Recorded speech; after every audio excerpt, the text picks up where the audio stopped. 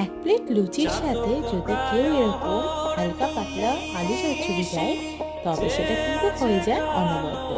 যা রবিবারের সকাল থেকে শুরু করে বা যে কোনো নিরামিষ দিনে এই রেসিপির কিন্তু জুড়ি মেলা হয়।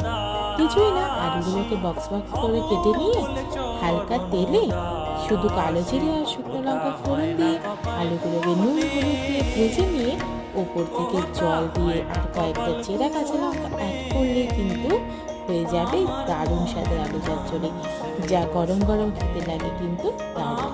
তবে লাস্টে একটু চিনি অ্যাড করলে ভালো হয়, কারণ একটু মিষ্টি আর নুনের ব্যালেন্স হলে এই তরকারিটা খেতে সব থেকে ভালো লাগে। আর তার সাথে যদি থাকে এরকম গরম গরম ফুলকো ফুলকো সাদা সাদা লুচি, সত্যি কটা যে লুচি প্লেটে পড়বে আর ফেটে যাবে তা কিন্তু গুড়ে ফুল করতে পারবে না। কেমন লাগলো অবশ্যই জানিও। বড় ভিডিও খুব তাড়াতাড়ি আসছে।